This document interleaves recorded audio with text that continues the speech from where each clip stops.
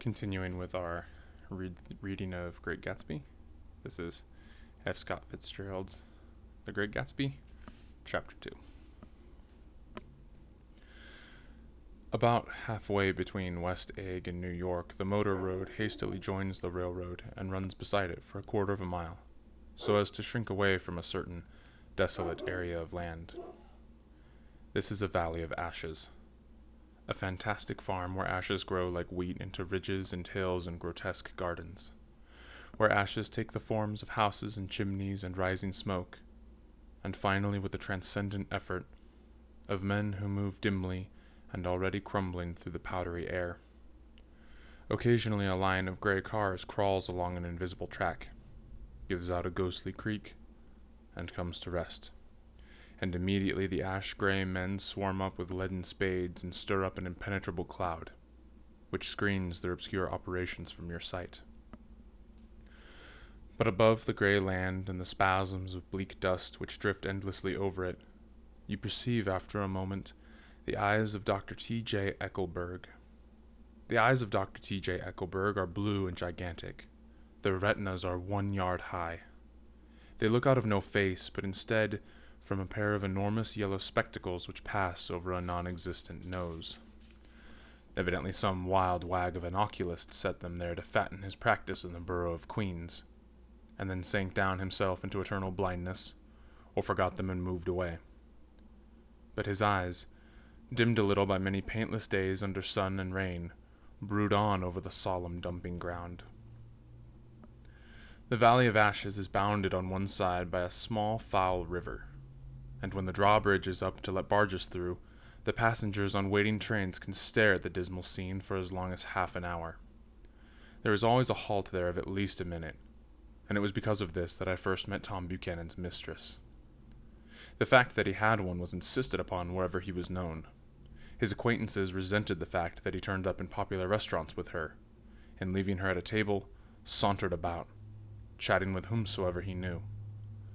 Though I was curious to see her, I had no desire to meet her, but I did. I went to New York with Tom on the train one afternoon, and when we stopped by the ash heaps he jumped to his feet, and taking a hold of my elbow, literally forced me from the car. "We're getting off," he insisted. "I want you to meet my girl." I think he tanked up a good deal at luncheon, and his determination to have my company bordered on violence. The supercilious assumption was that on Sunday afternoon I had nothing better to do. I followed him over a low, whitewashed railroad fence, and we walked back 100 yards along the road under Dr. Eckelberg's persistent stare. The only building in sight was a small block of yellow brick, sitting on the edge of the wasteland, a sort of compact main street ministering to it, and contiguous to absolutely nothing. One of the 3 shops it contained was for rent, and another was an all-night restaurant, approached by a trail of ashes. The third was a garage. Repairs. George B. Wilson. Cars bought and sold. And I followed Tom inside. The interior was unprosperous and bare. The only car visible was the dust-covered wreck of a Ford which crouched in a dim corner. It had occurred to me that this shadow of a garage must be a blind, and that sumptuous and romantic apartments were concealed overhead, when the proprietor himself appeared in the door of an office, wiping his hands on a piece of waste. He was a blond, spiritless man, anemic and faintly handsome. When he saw us, a deep gleam of hope sprang into his light blue eyes. "Hello, Wilson, old man," said Tom, slapping him jovially on the shoulder. "How's business?" "I can't complain," answered Wilson unconvincingly. "When are you going to sell me that car?" "Next week. I've got my man working on it right now." "Works pretty slow, don't he?" "No, he doesn't," said Tom coldly. "And if you feel that way about it, maybe I'd better sell it somewhere else after all." I don't mean that," explained Wilson quickly. "I just meant—" His voice faded off, and Tom glanced impatiently around the garage. Then I heard footsteps on the stairs, and in a moment the thickish figure of a woman blocked out the light from the office door. She was in the middle 30s, and faintly stout, but she carried her surplus flesh sensuously as some women can. Her face, above a spotted dress of dark blue crêpe de chine, contained no facet or gleam of beauty, but there was an immediately perceptive vitality about her, as if the nerves of her body were continually smoldering. She smiled slowly, and walking through her husband as if he were a ghost, shook hands with Tom, looking him flush in the eye. Then she wet her lips, and without turning around spoke to her husband in a soft, coarse voice. "Get some chairs, why don't you, so somebody can sit down?" "Oh, sure," agreed Wilson hurriedly, and went toward the little office, mingling immediately with the cement color of the walls. A white ashen dust veiled his dark suit and his pale hair, as it veiled everything in the vicinity, except his wife, who moved close to Tom. "I want to see you," said Tom intently. "Get on the next train." "All right." "I'll meet you by the newsstand on the lower level." She nodded and moved away from him just as George Wilson emerged with 2 chairs from his office door. We waited for her down the road and out of sight. It was a few days before the 4th of July, and a gray, scrawny Italian child was setting torpedoes in a row along the railroad track. "Terrible place, isn't it?" said Tom, exchanging a frown with Dr. Eckelberg. "Awful." "It does her good to get away." "Well, doesn't her husband object?" "Wilson? He thinks he goes to see her sister in New York. He's so dumb he doesn't know he's alive." So Tom Buchanan and his girl and I went up together to New York. Or not quite together, for Mrs. Wilson sat discreetly in another car. Tom deferred that much to the sensibilities of those East Eggers who might be on the train. She had changed her dress to a brown-figured muslin, which stretched tight over her rather wide hips as Tom helped her to the platform in New York. At the newsstand she bought a copy of Town Tattle and a moving picture magazine, and in the station drugstore some cold cream and a small flask of perfume. Upstairs in the solemn echoing drive she let 4 taxicabs drive away before she selected a new one, lavender-colored with gray upholstery, and in this we slid out from the mass of the station into the glowing sunshine. But immediately she turned sharply from the window and, leaning forward, tapped on the front glass. "I want to get one of those dogs," she said earnestly. "I want to get one for the apartment. They're nice to have. A dog." We backed up to a gray old man who bore an absurd resemblance to John D. Rockefeller. In a basket swung from his neck cowered a dozen very recent puppies of an indeterminate breed. "What kind are they?" asked Mrs. Wilson eagerly, as he came to the taxi window. "All kinds. What kind you want, lady?" "I'd like to get one of those police dogs. I don't suppose you got that kind." The man peered doubtfully into the basket, plunged in his hand, and drew one up, wriggling by the back of the neck. "That's no police dog," said Tom. "No, it's not exactly a police dog," said the man with disappointment in his voice. It's more of an Airedale." He passed his hand over the brown wash rag of a back. "Look at that coat. Some coat. That's a dog that'll never bother you with catching cold." "I think it's cute," said Mrs. Wilson enthusiastically. "How much is it?" "That dog?" He looked at it admiringly. "That dog will cost you $10. The Airedale, undoubtedly there was an Airedale concerned in it somewhere, though its feet were startlingly white, changed hands and settled down into Mrs. Wilson's lap, where she fondled the weatherproof coat with rapture. "Is it a boy or a girl?" she asked delicately. "That dog?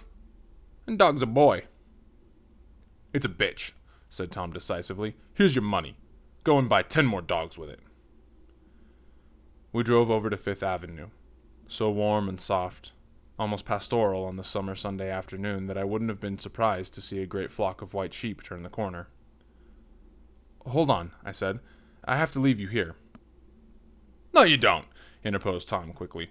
"Myrtle will be hurt if you don't come up to the apartment. Won't you, Myrtle?" "Come on," she urged.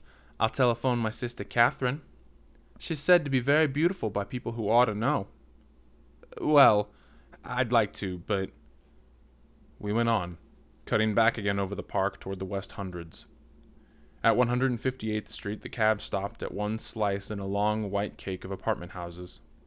Throwing a regal homecoming glance around the neighborhood, Mrs. Wilson gathered up her dog and her other purchases, and went haughtily in. "I'm going to have the McKees come up," she announced as we rose in the elevator. "And, of course, I got to call my sister, too." The apartment was on the top floor. A small living room, a small dining room, a small bedroom, and a bath.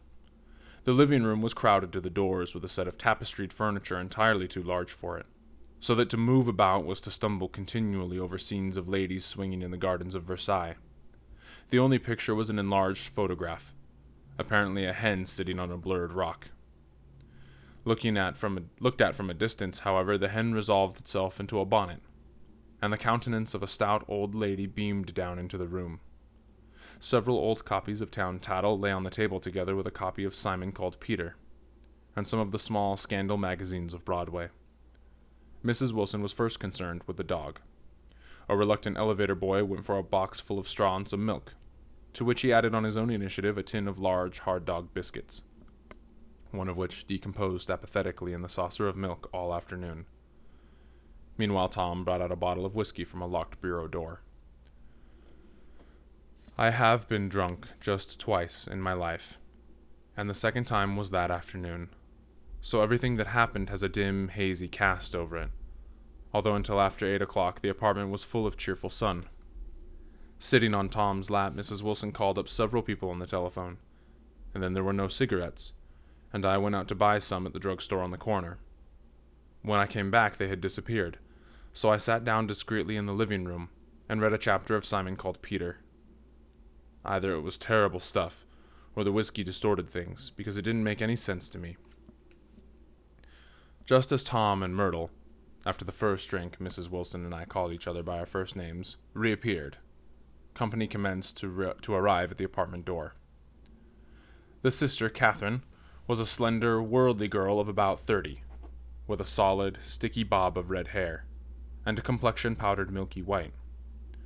Her eyebrows had been plucked, and then drawn on again at a more rakish angle, but the efforts of nature toward the restoration of the old alignment gave a blurred air to her face. When she moved about there was an incessant clicking, as innumerable pottery bracelets jingled up and down her arms. She came in with such a proprietary haste, and looked around so possessively at the furniture that I wondered if she lived here. But when I asked her, she laughed immoderately, repeated my question aloud, and told me she lived with a girlfriend at the hotel. Mr. McKee was a pale, feminine man from the flat below. He had just shaved, for there was a spot of white lather on his cheekbone, and he was most respectful in his greeting to everyone in the room. He informed me that he was in the artistic game, and I gathered later that he was a photographer, and had made the dim enlargement of Mrs. Wilson's mother, which hovered like an ectoplasm on the wall. His wife was shrill, languid, handsome, and horrible. She told me with pride that her husband had photographed her 127 times since they had been married. Mrs. Wilson had changed her costume some time before, and was now attired in an elaborate afternoon dress of cream-colored chiffon, which gave out a continual rustle as she swept about the room. With the influence of the dress, her personality had also undergone a change. The intense vitality that had been so remarkable in the garage was converted into oppressive hauteur. Her laughter, her gestures, her assertions became more violently affected moment by moment, and as she expanded the room grew smaller around her, until she seemed to be revolving on a noisy, creaking pivot through the smoky air. "My dear," she told her sister in a high, mincing shout, "most of these fellas'll cheat you every time. All they think about is money. I had a woman up here last week to look at my feet, and when she gave me the bill, you'd have thought she'd have had my appendicitis out." "What was the name of the woman?" asked Mrs. McKee. "Mrs. Eberhart. She goes around looking at people's feet in their own homes." "I like your dress," remarked Mrs. McKee. "I think it's adorable." Mrs. Wilson rejected the compliment by raising her eyebrow in disdain. "It's just a crazy old thing," she said. "I just slip it on sometimes when I don't care what I look like." "But it looks wonderful on you, if you know what I mean," pursued Mrs. McKee. "If Chester could only get you in that pose, I think he could make something of it." We all looked in silence at Mrs. Wilson, who removed a strand of hair from over her eyes and looked back at us with a brilliant smile. Mr. McKee regarded her intently with his head on one side, and then moved his hand back and forth slowly in front of his face. "I should change the light," he said after a moment. "I'd like to bring out the modeling of the features, and I'd like to try to get a hold of all the back hair." "I wouldn't think of changing the light," cried Mrs. McKee. "I think it's—" Her husband said, "Shh!" And we all looked at the subject again, whereupon Tom Buchanan yawned audibly and got to his feet. "You McKees have something to drink," he said. "Get some more ice and mineral water, Myrtle, before everybody goes to sleep." "I told that boy about the ice." Myrtle raised her eyebrows in despair at the shiftlessness of the lower orders. "These people. You have to keep after 'em all the time." She looked at me and laughed pointlessly. Then she flounced over to the dog, kissed it with ecstasy, and swept into the kitchen, implying that a dozen chefs awaiting her orders there. "I've done some nice things out on Long Island," asserted Mr. McKee. Tom looked at him blankly. "Two of them were framed downstairs." "Two what?" demanded Tom. "Two studies. One of them I call Montauk Point, the gulls, and the other I call Montauk Point, the sea." The Sister Catherine sat down beside me on the couch. "Do you live down on Long Island, too?" she inquired. "I live at West Egg." "Really? I was down there at a party about a month ago, at a man named Gatsby's. Do you know him?" "I live next door to him." "Well, they say he's a nephew or a cousin of Kaiser Wilhelm's. That's where all his money comes from." "Really?" She nodded. "I'm scared of him. I'd hate to have him get anything on me." This absorbing information about my neighbor was interrupted by Mrs. McKee's pointing suddenly at Catherine. "Chester, I think you could do something with her," she broke out, but Mr. McKee only nodded in a bored way, and then turned his attention to Tom. "I'd like to do more work on Long Island if I could get the entry. All I ask is that they should give me a start." "Ask Myrtle," said Tom, breaking into a short shout of laughter as Mrs. Wilson entered with a tray. "Ha! She'll give you a letter of introduction, won't you, Myrtle?" "Do what?" she asked, startled. "You'll give McKee a letter of introduction to your husband, so he can do some studies of him." His lips moved silently for a moment as he invented George B. Wilson at the gasoline pump, or something like that. Catherine leaned close to me and whispered in my ear, "Neither of 'em can stand the person they're married to." "Can't they?" "Can't stand them." She looked at Myrtle, and then at Tom. "What I say is, why go on living with them if they can't stand them? If I was them, I'd get a divorce and get married to each other right away." "Doesn't she like Wilson either?"